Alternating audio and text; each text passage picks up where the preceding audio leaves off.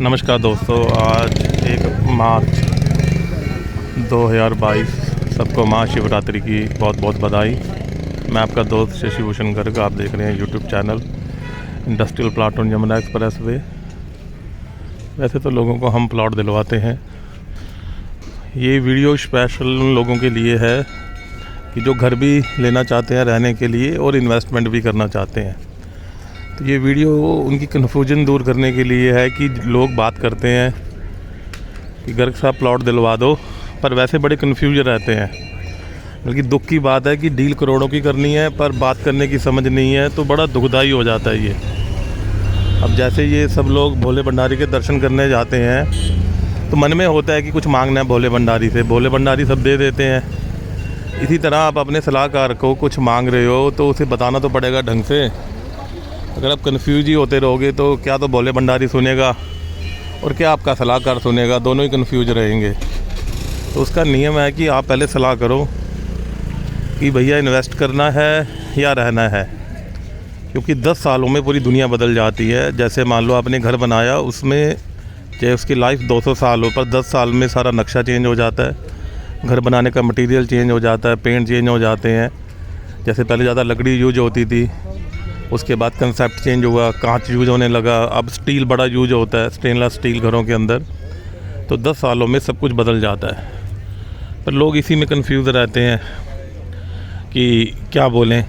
जैसे आप किसी सलाहकार को बात करते हो तो एक चीज़ याद रखें कि बजट क्या है वो ज़रूर डिफाइन करें। समझने की बात की जी मेरा बजट है 1 करोड़ का और मुझे 200 मीटर चाहिए, तो कंसल्टेंट मैच करके बताएगा कि भाई 1 करोड़ में 200 मीटर, और ये भी कि इन्वेस्ट करना या रहना है। और कि 3 बातें तो श्योर करें दिमाग में कि कितनी इन्वेस्ट करनी है, कितने मीटर चाहिए और किस लिए चाहिए। अब लोग इसी बातों में अगर कंफ्यूज हैं तो फिर मामला बड़ा ख़राब हो जाता है, बातचीत में मज़ा नहीं आता, तो मामला पूरा फुस हो जाता है। क्योंकि क्या होता है कि कंसल्टेंट को उस शहर के बारे में सब पता होता है कि कहाँ पे क्या है, क्या प्रॉपर्टी है। वो गाइड आपको तभी कर पाएगा ना जब आपके क्वेश्चन क्लियर होंगे। अब कुछ तो इतने गुनी लोग हैं, छक्का मार देते हैं कि मैं जी बहुत अमीर हूँ, मेरे पास 10 करोड़ है, प्रॉपर्टी लेनी है। अब ऐसे वे क्वेश्चन के कोई आंसर नहीं होते। या तो फिर वही है कि अखबार पढ़ते हो, अखबार में रोज़ ऐड आती है 5 करोड़ का फ्लैट, 10 करोड़ का फ्लैट, जैसे गोदरेज की ऐड आती है, DLF की ऐड आती है, भैया ले लो। अब जो अखबार में आती है तो मान के चलो उसमें फंसाया ज़्यादा जाएगा आपको। अच्छा लड़का लड़की के लिए और अच्छी लड़की अपने लड़के के लिए ढूंढनी है तो दोनों में मेहनत है। इसी तरह अच्छा प्लॉट ढूंढना है, उसमें भी यही नियम लागू होता है कि उसमें बहुत मेहनत है। अब जैसे भोलेनाथ को खुश करना तो उसका एक तरीका है कि फल फूल एक सिस्टम है, तो उसी तरह अच्छी प्रॉपर्टी ख़रीदने का भी एक सिस्टम रहता है। ऐसे आपको अच्छी प्रॉपर्टी नहीं मिलेगी। पहले तो घर में सलाह करो कि करना क्या है। जैसे भोले भंडारी को बेर चढ़ाए जा रहे हैं, पपीता चढ़ाया जा रहा है, नारियल चढ़ाया जा रहा है, धतूरा चढ़ाया जा रहा है। उसी तरह अच्छी प्रॉपर्टी के भी कुछ नियम रहते हैं। जैसे अच्छा प्लॉट ख़रीदना है तो घर में सलाह कर लें पहले। ठीक है जी। कितने का दे रहे हो भाई एक थाली सजा के? सारा सामान एक थाली सजा के कितने का दे रहे हो? जैसे तो कुछ खत्म हो रहा है, इसकी वजह से रेट पे रेट है। अच्छा, जैसे आप ये पत्ते लेते हो और ये भांग लेते हो, हाँ 10 रुपये हो जाएगा। ठीक है। अच्छा, धतूरा है? धतूरा हाँ ले आएंगे। अच्छा, मिल जाएगा, इकट्ठा करके दे दोगे इधर उधर से, समझ गए।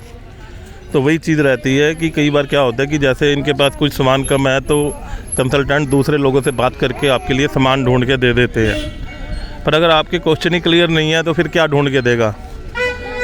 फिर तो मज़े वाली बात रहती है कि आइडिया लेते रहो, मज़े लेते रहो। जैसे गाड़ियों की भीड़ भड़का हुआ पड़ा है, ऐसे भीड़ भड़के में आप भी खो जाओगे।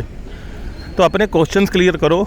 दोबारा से रिपीट कर रहा हूँ कि क्या लेना है, कितने मीटर लेना है, क्या बजट है। ठीक है। और सबसे इम्पोर्टेंट बात कि अगर आज रहना है तो आज की बात सोचो। कि डाइसी क्वेश्चन है कि गर्ग साहब मन है ले लेंगे, रख देंगे, 10 साल बाद आ जाएंगे। अब 10 साल बाद दुनिया किसने देखी है? आजकल तो घंटे का पता नहीं आदमी का क्या हो जाए।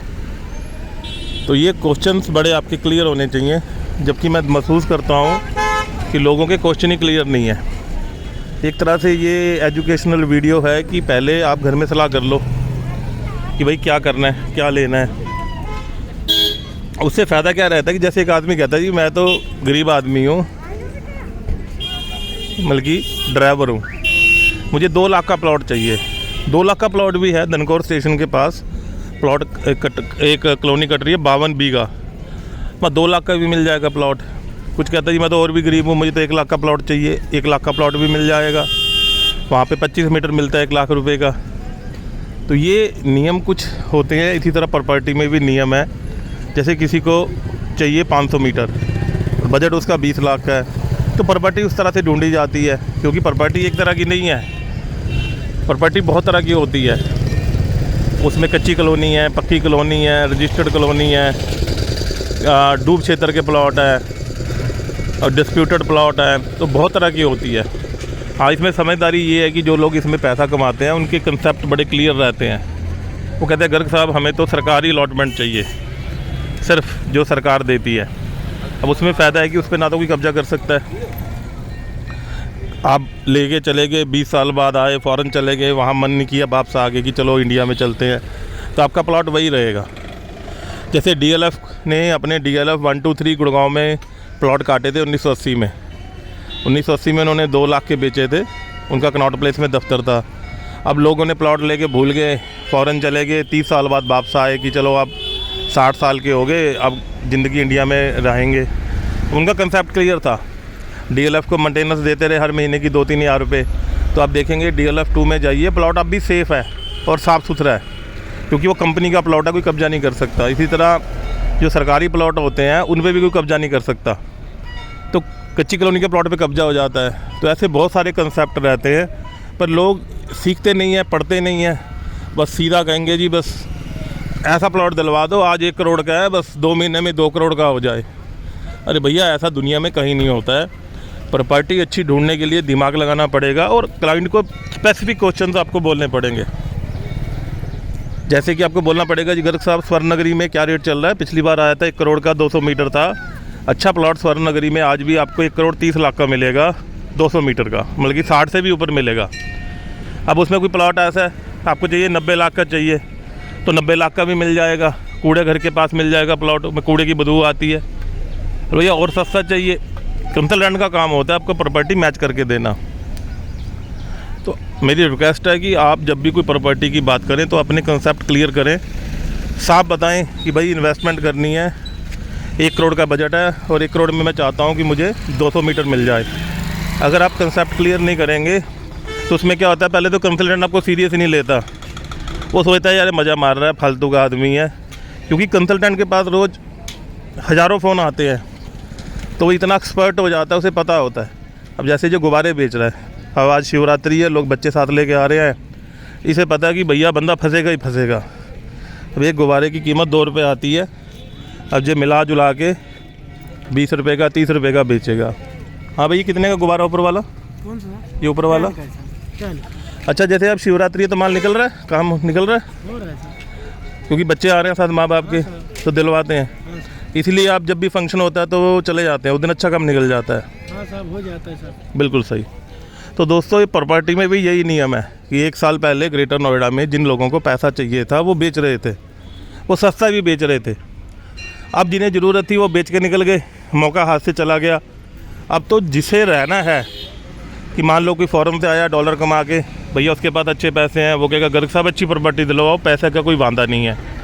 या कुछ लोगों ने अभी नोटबंदी में 6-7 सालों में अच्छे पैसे जोड़ लिए हैं, कोई प्रॉपर्टी नहीं खरीदी। इसके साथ एक इम्पॉर्टेंट पॉइंट रहता है टैक्सेशन का, ब्लैक वाइट का भी पॉइंट रहता है। तो अगर आपका कंसल्टेंट पढ़ा लिखा है, उसे नॉलेज है, तो वो बातें भी साथ साथ डिस्कस करेगा कि सर ब्लैक कितना खपाना है, वाइट कितना खपाना है, वो आपको सलाह देगा। देखिए, बात ये होती है कि अपने देश में सब चलता है जिसे जुगाड़ कहते हैं। अब प्लॉटों में रेट बढ़ने का ये भी कारण है कि एक तो उसमें आपका ब्लैक खप जाता है।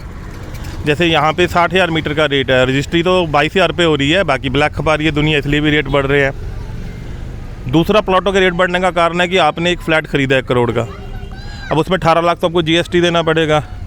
भैया आपने प्लॉट ले लिया, खुद बना रहे हो, GST सारा बच गया आपका, तो ये पॉइंट भी रहता है। तो जैसे हमारे प्रभु भगवान शंकर भोले भंडारी हैं, तो इस तरह प्रॉपर्टी में भी बहुत सारा भोलपना है। तो उसे अगर आप समझते हैं तभी चीज़ें सीख सकते हैं। अगर आप सिर्फ वेग स्टेटमेंट देते रहते हैं कि सस्ता दे दो, जो जहाँ पे शानदार इंफ्रास्ट्रक्चर होगा, हरे हरे पेड़ होंगे, मजबूत सड़कें होंगी, सीवरेज सिस्टम होगा, वहाँ सस्ता कैसे मिल जाएगा आपको?